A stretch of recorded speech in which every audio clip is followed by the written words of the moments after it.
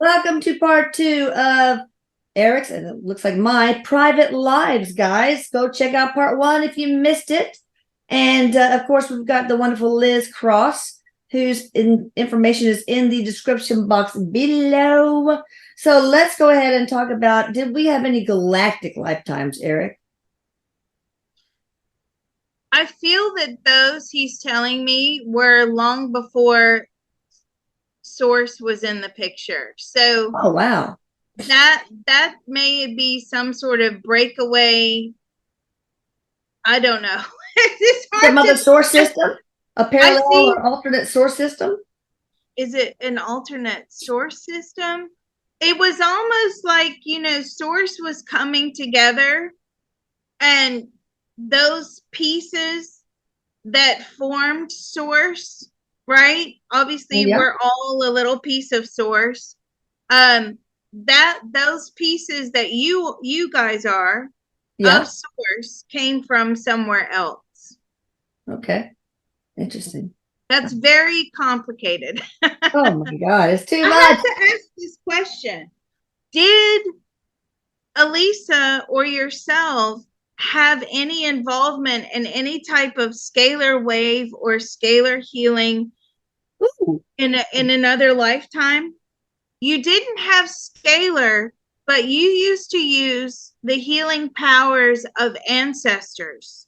Oh, So you would call down your ancestors just like you call down now. I think you have your divine team yeah, that and you then call. I've got the Butter Care's ophthalmologist, the Butter Care neurologist. All the my ancestors were heavily into medicine in a very groundbreaking way, so they're on the team. Well, that makes sense because Yeah. you used to call your ancestors down and you used to perform like minor surgeries. Mhm. This is going back way back, but you knew how to stitch and you knew how to disinfect Okay. and you knew how to, patch people up as best as you could. But you always called down your divine team, which were your ancestors in that lifetime, to help guide you through what the problem was. So you were sort of doing like a psychic surgery in a lot of ways. Wow. Well, I do have only psychic surgeons of love and light, but psychic surgeons on the divine team also. What star system were we a part of? What's ours? Or were we even in this particular universe? So that healing lifetime was here on the earth plane. Oh, Um, were you from? You weren't from this universe. okay. So that piece of you that is, from another universe that was drawn into source, and then we were cut from source. So there was a piece of you floating around out there somewhere. E-ticket to Disneyland, floating around in the in between universes. So were you ever, Eric, a Pleiadian or Syrian or Arcturian or any of these other star seeds? Star seeds. He's saying not exactly those named star seeds, but definitely going way back before this universe, that piece of him that became, to one with source and then cut again. That's from something like way back. And Okay. I'm saying, are they still around? And they are still around, but do they have Wow. any interaction with the earth plane? And sometimes they do have interaction with the earth plane, but they're very interested in other planets and magnetic pulls and things like that. Now, I have a question, if you don't mind. Um, when was it that you first decided to make a soul contract with your mom? Was that right as you were cut from source? Yeah, shortly after. So you all were cut around the same time. You were separated from source. And how, tell us about that conversation. Tell us about Oh why yeah. there's a meeting point Good. and we have Yes. to start making these contracts. Yeah. And what made you drawn to your mother. She was drawn to me, he says. Okay. That sounds right. Sounds right. And your soul came over to his soul and said, I admire you, you said. I admire you. You have so many good qualities, is what you told him. True. And I want us to have a bond where we love one another forever. Oh, Isn't that nice? that's nice and so true. And you said that to all of your children. Yeah. There are some children that are not with you in this lifetime. Okay. The maximum amount of children that you've actually had in one lifetime was about 12. Whoa. Need help on the farm, you know. Yeah. Plow the back 40. We didn't have TV back then. There was no TV.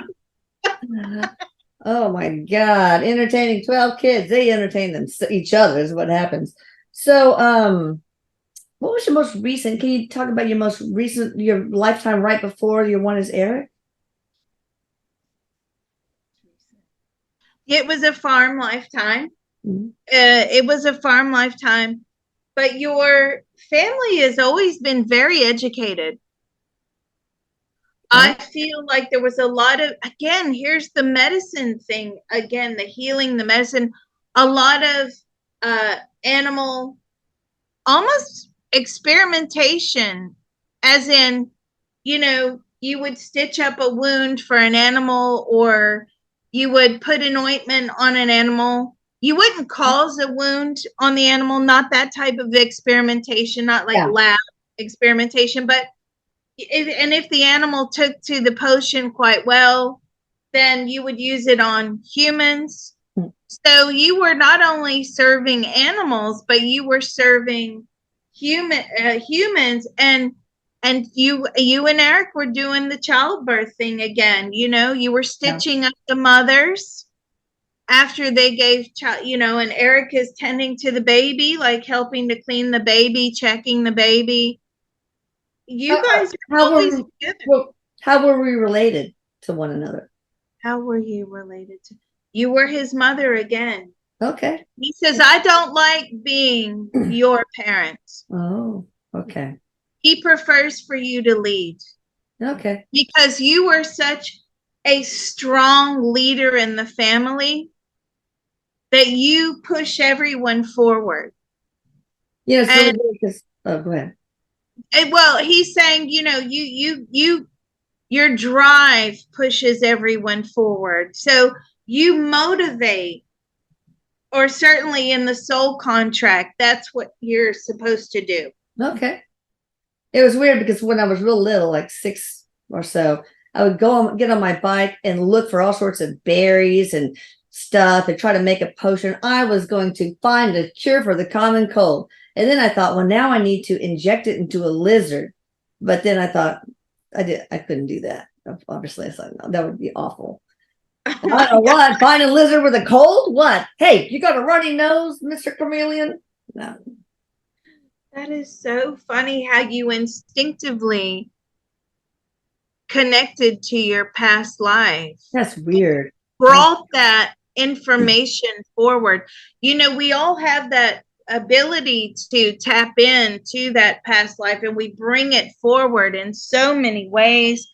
A lot of times we bring the trauma forward through re-triggering events. Yeah. So whereas Erik had this lack of confidence in many lifetimes, I'm asking him the re-triggering event in this lifetime, and I hate to say this, Mom, but you kind of made it a little too easy for him. Right? And this past lifetime? In this, yes, in the lifetime here now. Oh, okay. All right. You did everything for those kids. I feel like I know. I didn't. Yeah. I hate to see any of my kids struggle or in pain.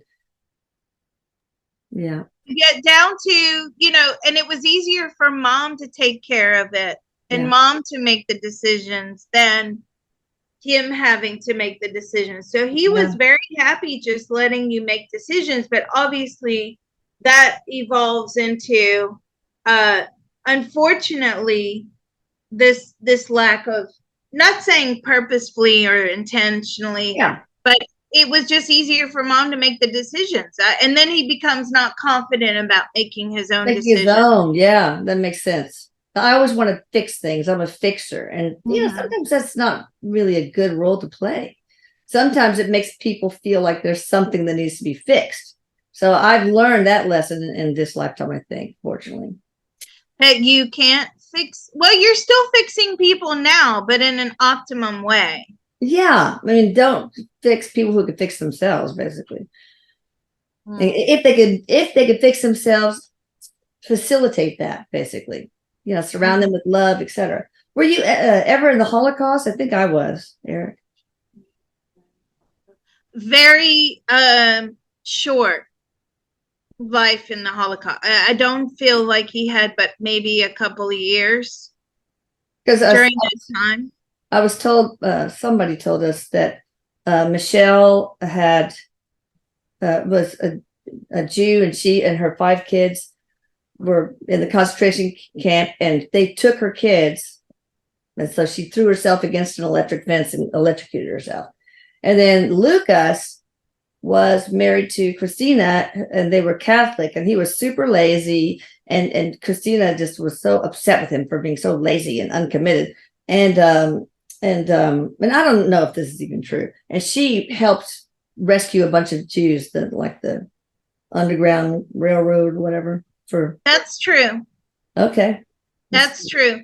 Erik didn't have a very long lifespan. I feel like, unfortunately, he died when he was a very young child, possibly 18 months, 2 years old. Hypothermia.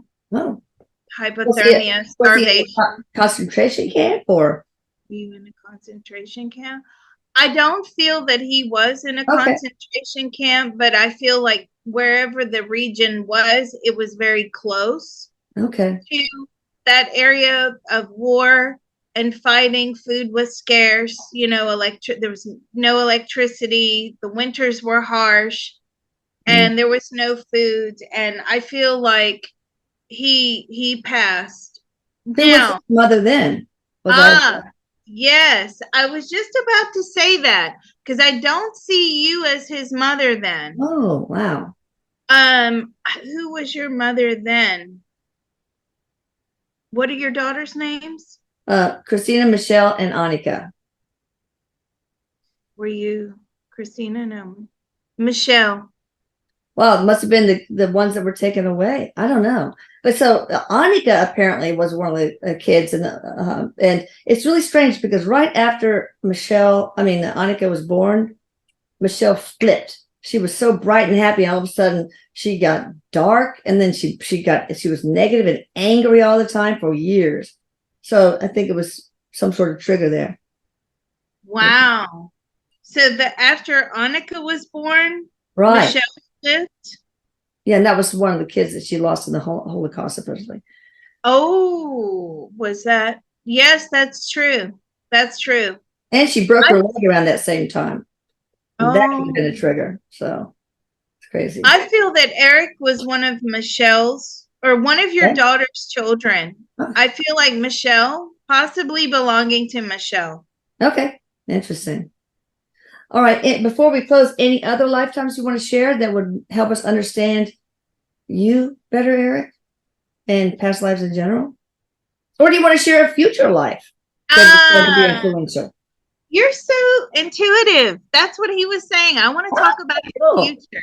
All right, let's do it. What's going to be a very impactful future life for you, Erik?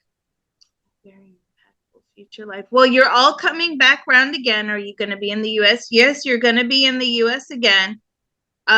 This time, I don't feel you're going to be in the same region of the U.S. that you are now. Okay. I feel like you're going to be in the mountains. I love the mountains. Yes, and it's going to be quite a glamorous lifetime. It is. I'm sorry? It'll be an easy one, I hope. Just as a breather, like a placeholder. Just like, Yeah, wait, right. A we'll placeholder. wait on the soul growth for a bit. And let's just like take a deep breath. It's going to have challenges, Okay. but certainly none of those challenges are going to be financial. I feel like the family has moved on from the financial challenges. Okay. You've learned how to still have challenges, but not having finances be one of them. That's Those good. life lessons are, based upon pure survival. Yeah. How are we going to put food on the table? How are we going to pay for this? How are we going to pay for Uh-huh. that? But you have a whole new set of challenges. And I feel like autism is going to play a part in the future lifetime. Will mom be a doctor? A dad will be a doctor in Oh. the next lifetime. And you will have to try to, here you go again, heal a couple of your children. You're going to have about 7 children in the next lifetime. Wow. You always have a lot of children. Oh, wait. I I'm love glad you children love. so much, though. I can use scalar energy to help with autism. Oh, I don't know if let's I'll be doing that still or not. let's ask that. Will your mom still be doing scalar? I think you're going to be doing a form of scalar. So you're going to rediscover the scalar or a form of scalar wave energy frequency healing in the next lifetime, but it's going to be even more powerful than what it is now. Wow. Because I tell you, the autism instructions, it's so very, very detailed. Like the biotinidase in the serum is at its ideal level, and all sorts of the central coherence and task and negative network. It's just like a lot of crazy stuff. And I have people who say their teachers called and said, "Gosh, your daughter doesn't seem to have autism anymore." So it's just amazing, and then more communicative, and etc. So, but if I can make it even more, that'd be great. Can I ask you, because I've had people come to me with autism and the CTT is a brain wiring protocol, but obviously with autism Yeah. it takes a lot of work. So do you work on the brain waves? Is that the root cause, or do you find or do you hit does the scalar hit another area? Oh, it hits all sorts of different areas. I wish I had the. Let me see. I will show you. Read some of it. Oh, go ahead. In the meantime, tell me more about that life. While I. Okay, great. So there is going to be this challenge of autism. Okay. And I'm saying to Erik, are you going to be autistic? He's like, I haven't solidified the soul contract yet, but certainly Okay. it's something we'll discuss. Yeah. But a few of us are going to have autism, and there's going to be varying degrees of autism. Interesting. So in this, it's like I have the general stuff. You're free of, but we battle neuroinflammation, connectivity in the frontal lobe, the thickness of the corpus callosum in the brain, the functioning of the frontal lobe and the functioning of the temporal lobes, the neurons, the mitochondria. The concentration of gray matter has to be uniform and correct. The levels of gamma aminobutyric acid and glutathione and of L-acetylaspartame, the neurotransmitters, the biotinidase levels, the C4b complement and cysteine and glutathione and methionine levels, the ratio of S-adenosyl L-methionine to S-adenosyl L-homocysteine, the ratio of reduced glutathione to oxidized glutathione, function of the mitochondria in the brain, neuroconnectivity, neuromigration, number of functioning of the synapses and dendritic spines of the brain, the balance between the excitatory neural activity and the inhibitory neural activity, the microbiome in the gastrointestinal system, the function of the mirror neuron system of the brain, the task negative network in the brain, or the masculine energy of the brain, because that's behind it, executive function, central coherence, the genes that contribute to the development and persistence of autism, empathy, communication skills, social skills. I mean, it's a lot. Isn't it a lot? So that is a lot. And autism, what do you believe in your findings through scalar energy? Do you find that there's multiple root causes, or do you I find do, but this people really don't know, and I could say that I don't totally know, but a lot of people say it's the amount of masculine energy of the brain, and it's overly masculine. So I don't know. wow. I throw it all in there and see what sticks. Wow, that's amazing. It seems to work better when they also do the microbiome optimization, because we optimize the microbiome of the brain, the respiratory system, urinary tract, gastrointestinal tract, skin.